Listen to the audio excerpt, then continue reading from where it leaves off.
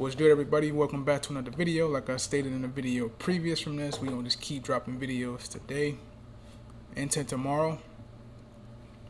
And this video is a very special one for me. This is the one I wanted to bring to the channel. As much as I had a wrestling channel, it don't matter if it was this one, if I created another one, whatsoever. But back in 2020, I made some videos.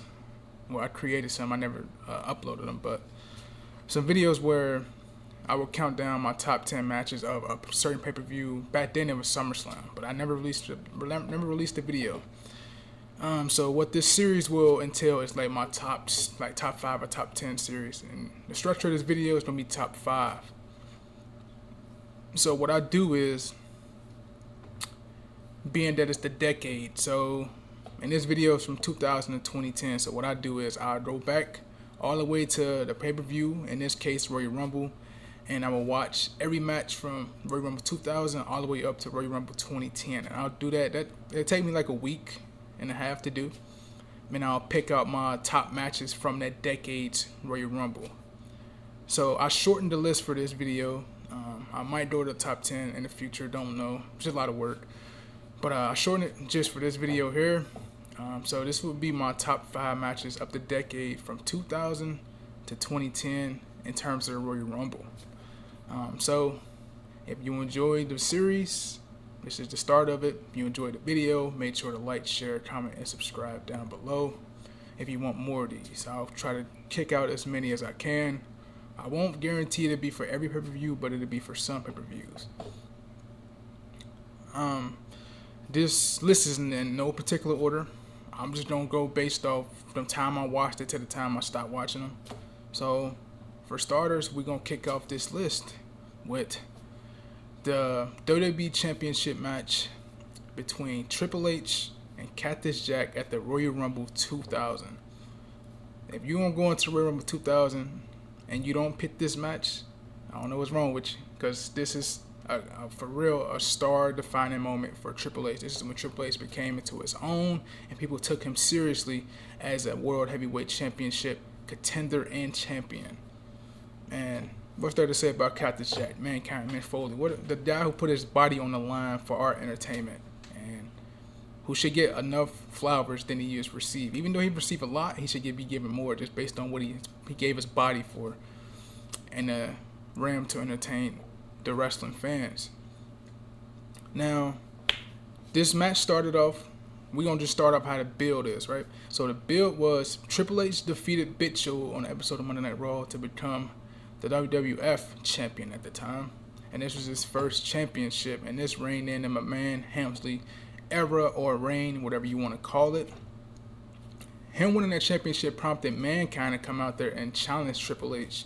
But by him doing so, the McMahon-Helmsley regime fired Mick Foley. And in order for Mick Foley to be reinstated, you had The Rock and you had the rest of the Raw locker room outside threatening to leave the show if Mick Foley wasn't reinstated. Doing this allowed them to reinstate Mick Foley, and him and Triple H ended up having a match on that Monday Night Raw, and Triple H beat him, and he beat him so viciously that Mick Foley decided that Mankind wasn't the guy for the job to go up against Triple H for the championship at the Royal Rumble.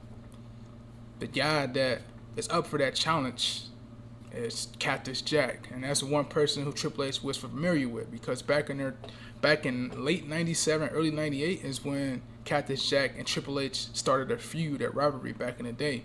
So Triple H knew who Cactus Jack was very, very well. So this match ended up being a street fight that only Cactus Jack can come out and perform in. And this match, man, this showed the big balls that Triple H had, man, for real, straight up. Like I said earlier, this match solidified him as a true main eventer, true world championship contender, and a guy that you can count on when going up against the likes of The Rock and Stone Cold whenever Stone Cold got back healthy. Stone Cold was out during this time. That's why they had to put the belt on Triple H, and The Rock wasn't in the picture at the time. He was actually in a Royal Rumble match at this year's Royal Rumble. But this match, man, Triple H brought out a steel chair. He swung with the fences with that damn steel chair on Mick Foley. couple things you can't do now back like you did back in the day. Obviously, the chair shots to the head is one of them. And the match really picked up steam. One of the most gnarly spots is when they were on the stage by the Royal Rumble entrance, which is one of the best entrance sets WWE has ever done, with the taxi cab hanging over the MSG entrance and like an alleyway with the bricks, the pallets and shit. Very creative. I miss those sets that WWE used to have back in the day. But the gnarly spot I'm talking about is when Mick Foley, Cactus Jack, went to throw the pallets down on the ground. He double stacked them, and you can tell the pallets were kind of like fucked up at that point. And he went to suplex Triple H onto the pallet, and one of the sticks in the pallet stuck Triple H in his calf, and he had a gnarly gash on his ankle, on his calf muscle. And if you watch the documentary on the WWE Network, the Rivals episode between Mick Foley and Triple H doing it into detail of how gruesome that injury was. Or you can just do your research. But I definitely recommend just watching the Rivals documentary that these two have on the network in order to get the details of the calf injuries Triple H suffered on that pallet spot by getting suplexed into it. But outside of that, it's a real great documentary. And Triple H doing detail, and he tell you how much this match put him on the map, how much Mick Foley put him on the map, and how much he owed most of his career to Mick Foley. So later on in the match, man, they copied the spot from the year prior with Mankind and The Rock, where Mankind would be handcuffed and Triple H would hit him with steel chairs. I wasn't the biggest fan of that spot. I wasn't the biggest fan of when The Rock did it. And if you ever watched, I can't remember the VHS tape they released back in the day, but Mick Foley wasn't too happy with it. He really had heat with The Rock, because Rock didn't tell him thank you for doing that. And Rock was really laying in on those chair shots and shit. So Mick Foley didn't like that. And they had a little bit of heat for a while off of that.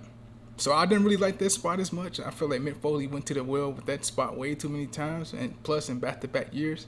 And ironically, the person who saved Mick Foley from more damage during the spot was The Rock.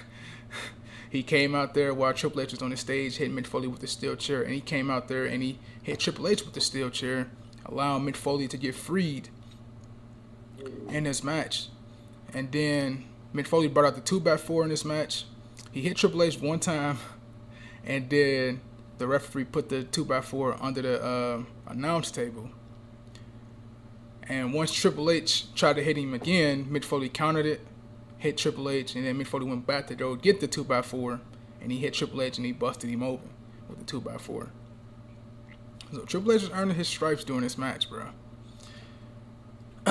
So later in the match, after Foley got free from the handcuffs, Foley brought in the thumbtacks, which ended up being used against him because Triple H backdropped him into the thumbtacks. Pedigreed him once outside of the thumbtacks, but Mick Foley did not give up. He kicked out, and then once he got back up, Triple H hit him again with a second pedigree on the thumbtacks to win the match and retain the WWF Championship. And this was like I said earlier, this was a fantastic match. This match put Triple H on the map to what we know him as today. So without this match, you wouldn't see Triple H in the realm that he is. So I encourage you people to go back and watch this street fight between Triple H and Cactus Jack at the Royal Rumble 2000. One of the best matches Triple H ever had. Next up on the list, we have the Intercontinental Championship ladder match from Royal Rumble 2001 with Chris Benoit, who was the reigning Intercontinental Champion, bringing in his Intercontinental Championship in the Royal Rumble, facing Y2J Chris Jericho. Now, this is just another banger match from Chris Jericho and Chris Benoit. Alongside their other matches, these two had unbelievable chemistry going back to their days prior to joining WWE. And this is right around the time they joined. Benoit had probably just joined probably like a year prior. Jericho joined like toward the end, the beginning of '99 or something like that. And this match did a lot of things you don't see in ladder matches today, to where the ladder match is used as like a mechanic for a hot spot to get the crowd to pop. You know what I mean? This match, they barely used the ladder as much. They used it sparingly, but they used it enough to where it was still impactful and it was still special. Some spots in this match you won't see ever again today, and some of them were unique that I don't even see in no ladder matches at all anymore. Like one spot you won't see today is Benoit went for a tope suicida, as they call it now, which is a suicide dive onto Jericho. And Jericho hit him with the chair as he was leading into the ropes outside the ring with the chair. So you'll never see that spot again to protect the head, you know. Another unique move that Jericho pulled off on the ladder was he got Benoit up in the back suplex position. He put him up onto the ladder where Benoit was sitting in the ladder. Jericho then went up top, hit a springboard Russian leg sweep or some sort with the ladder on top of Benoit. So that was a unique move. You would never see that in this age anymore. But you can't forget the walls of Jericho from the top of the ladder. That's the most infamous shot you will see when it comes to this ladder match between the two. But after, I like how Benoit, like that. It's like little nuances. So after that spot, Benoit went straight down to the mat, and Jericho was doing a climb up to grab the championship. But Benoit subtly just kicked the ladder from underneath him, and Jericho fell, and he didn't get the belt. So little shit like that. And then for the finish of the match, Benoit was going up for the title.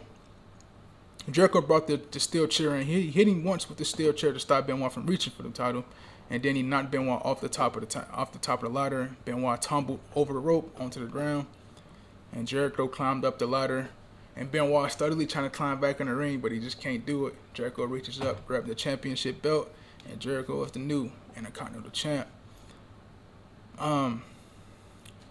This match, probably the best match at the Royal Rumble 2001.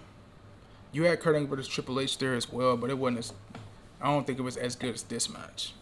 But yet another banger from Jericho and Benoit. And for the record, Royal Rumble 2001 is probably top 3 Royal Rumble of all time. Just gonna throw that out there for me. So our next match we have on the countdown, we have the WWE Championship match from Royal Rumble 2003 between Kurt Angle and Chris Benoit. So yet another Chris Benoit match. And this one was a star-making performance from Chris Benoit. This is where I felt like WWE really viewed him as a future world heavyweight champion in the company. Because this match, the setup of this match is like very quick and very weird, right? So like, if you're familiar with WWE back in those times, you know about the SmackDown sits, right? The draft, you had Triple H and them on Raw. Then Paul Heyman had the SmackDown sits. The SmackDown sits consisted of Edge and Rey Mysterio, who was a tag team, Chavo and Eddie, who was a tag team, Los Guerreros, and Kurt Angle and Chris Benoit, who was a tag team. Now, I say this because Kurt Angle and Benoit were former tag team champs. They had recently competed in a triangle tag team match against the other 2 tag teams at Survivor Series that year.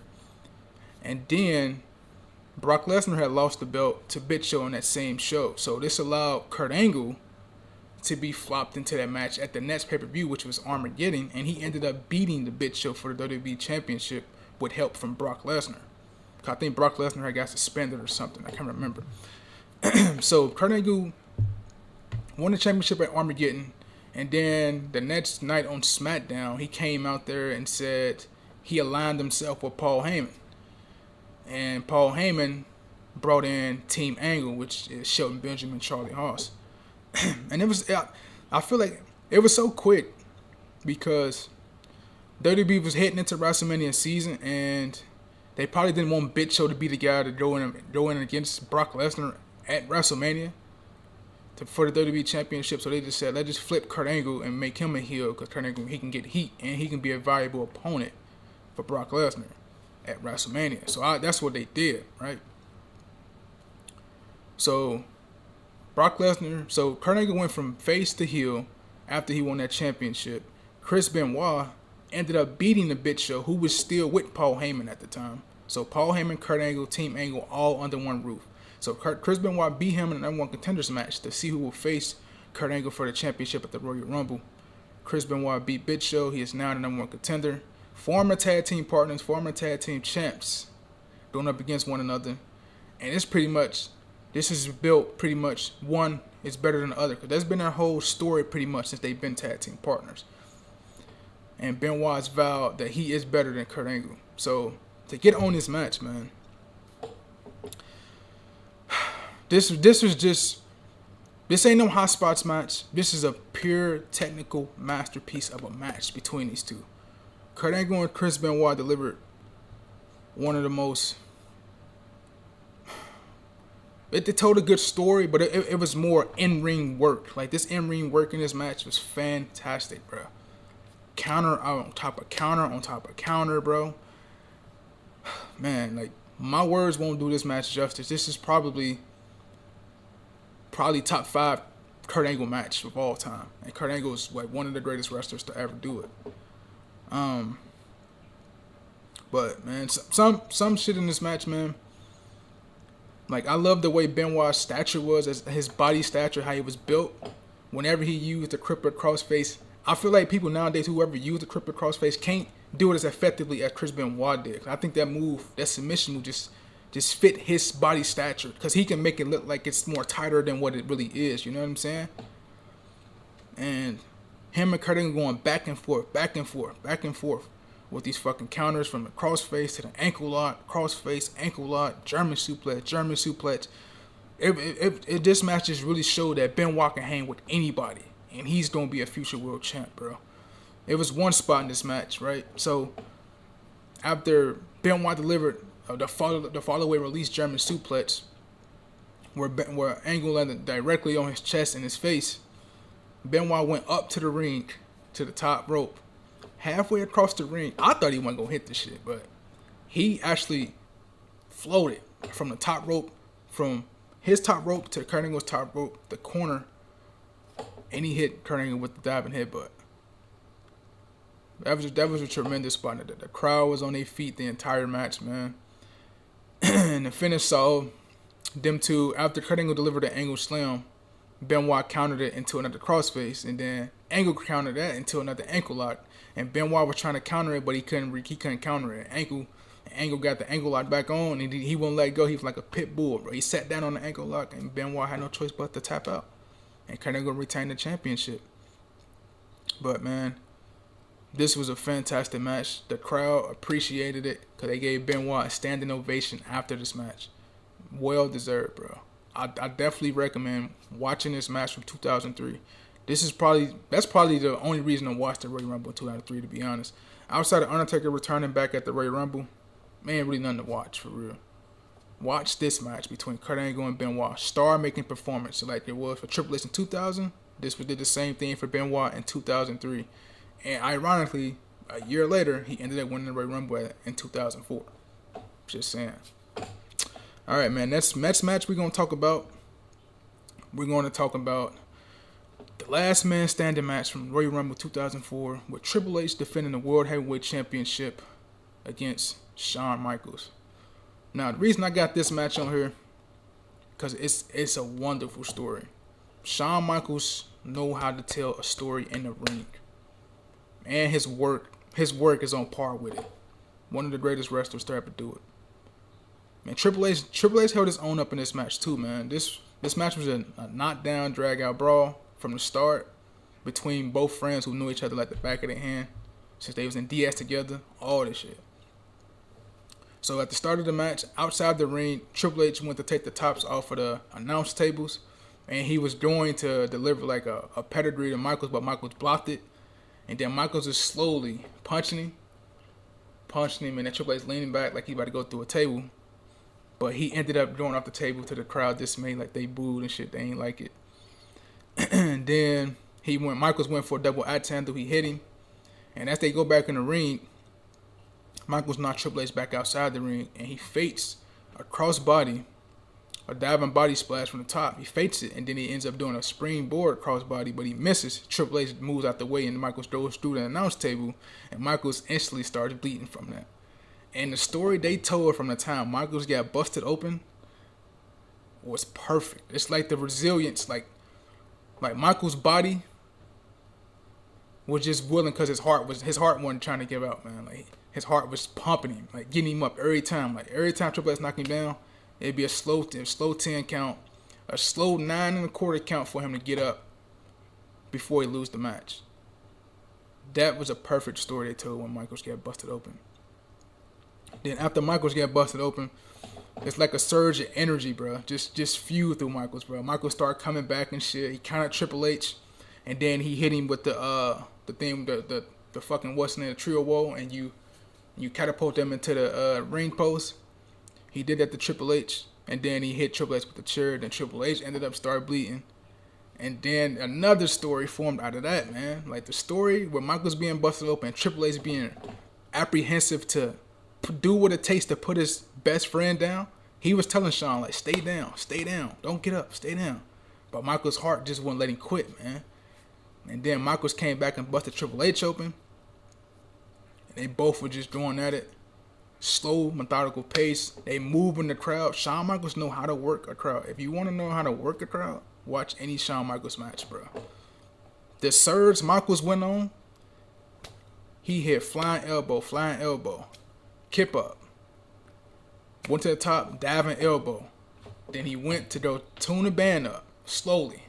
The crowd had to get on their feet slowly, going with Michaels, right?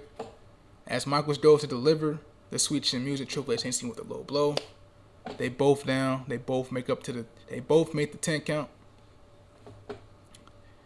Then we get into the finish where Triple H had Michaels down. Michaels get back up.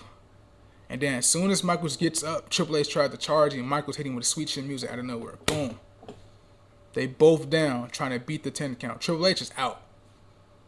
And Michaels is subtly, as the count gets to 6, 7, Michaels starts stirring. He slowly gets up at 8 1/4. Then he drops back down. Then 9, 10, and they both don't make the 10 count. The story crafted here was perfect, bro. Two friends, one being apprehensive to beat the other when he know that any means necessary he has to beat him, but Michael's heart just won't let him lose that match. And then the ending to where both men couldn't answer the 10 count. They beat each other to a bloody pulp and couldn't answer the 10 count. They just let you know that Triple H skate. He really got through this match by the skin of his teeth. He didn't win the match because at the end of the day, he got carried out of the match. Michaels walked on his own. So that led us to the wheels falling and going straight into WrestleMania where we get him, Benoit, and Triple H in one of the greatest triple threat matches of all time at WrestleMania 20. So this is a wonderful crafted story, man. You have to go back and watch it. I meant to show y'all the physical media. I still got the physical media here. Right there. 2004, man. Perfect way to tell a story. That's why this match is on the list for me, because it's a wonderful crafted story, man. Most of these matches are wonderful stories, man. You have to go and watch these matches for yourself. I'm gonna throw an honorable mention out there. If I were to have like a top 10, the next match I would have put on there after most of these matches would probably be from Royal Rumble 2000 as well. Would be the Dudleys versus the Hardys in the tag team match. I was close to putting it on this list, but it just didn't tell the stories that these other matches did. And last but not least, man, we have the last man standing match from Royal Rumble 2007 with John Cena defending his WWE Championship against the monster Umaga. Now, bro, this was a true David versus Goliath match, man. Even though with Cena's size, how big he is, this match told the story of how inhumane and how destructive Umaga really is, or really was at that time, bro. Yeah, look at the parameters from him debuting as Umaga from 2006 to 2009. He really left a mark, bro, like a huge mark from his time in WWE. Great character, even though he was in WWE prior in 3-minute warning, if you don't know. But this match, man, told an unbelievable story when it came to that, man. Even Cena came in hurt. His abdomen was hurt in this match, and that allowed Umaga to take control of the match early with bear hugs, chops, anything you name it. Umaga took control of this match early. I'll show you the physical media because I got the physical too as well. This is the match here, right there. Cena versus Umaga. But man, tons of great spots in this match. One spot I can reference is when Umaga was outside the ring and he got the steel steps. He threw him inside the ring, only for him to get back on the apron and Cena to knock him off the apron. And then Cena picks up the steel steps from inside the ring and he chucks the fucking steel steps right back onto Umaga outside the ring. The visual, the way the camera was shot was perfect. Them steel steps hit Umaga like it was a gunshot. Like, wow. Perfect way to shoot that, man. Perfect spot. And they used them steps effectively in this match. Cena got busted open trying to do the AA on it. Cena did the 5-knuckle shuffle joint, the back suplex into the 5-knuckle shuffle on there. And who could forget the spot of Umaga running the announce tables, trying to deliver the body splash onto Cena on the third table, but Cena slowly just getting out. And Umaga crashing and burning through the tables. You can't forget, these are like infamous spots in this match, bro. Infamous spots, man. The finish saw Umaga's handler, Armando Alejandro Estrada, I can't do the R, but it showed him on the other side of the turnbuckles, unscrewing the turnbuckle, the top rope, and telling Umaga to use it against Cena. And that ended up costing Umaga the match. Because Umaga went for it. He missed. Cena got him up from the AA, delivered it, and he choked Umaga out with the rope. And that good visual of Cena with the blood pouring down his face, screaming, and him just choking Umaga with the rope. And Umaga just, his tongue hanging out like he gasping for breath. He's spitting, drooling. And Umaga couldn't answer the 10 count. And that match told a wonderful story, bro. This match told a story of how destructive Umaga was. Like I told you earlier, the inhumane, like he was just destructive. Umaga would not quit. Cena tried everything to drop Umaga, and he couldn't do it, bro. He couldn't do it. So that told one half of the story, saving face for Umaga. And for real, they could have switched the title there, but I know why they didn't. But they could have and had Umaga just drop at the next pay-per-view at No Way Out.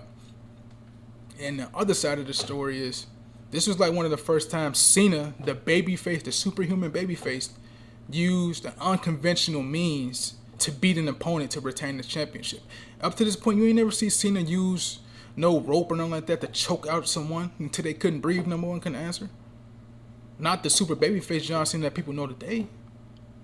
He had to go to unconventional means in order to beat the monster Umaga. So that was the good story that they told in this match, bro. Wonderful story.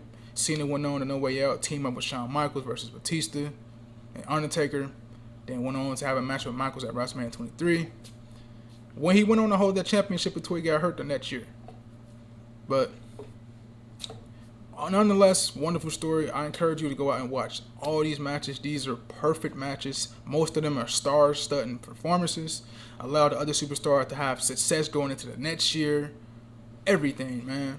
So that's my list for the top 5 matches of the decade from 2000 to 2010. If you enjoyed it, you gotta remember, like, share, comment, and subscribe down below, because I will potentially be bringing more of these matches or videos to the channel. So I'll see you guys in the next one. Let me know your comments down below. If you got some matches, let me know, man. So I'll see y'all guys in the next one, man. Y'all enjoy the Rumble. Take it easy.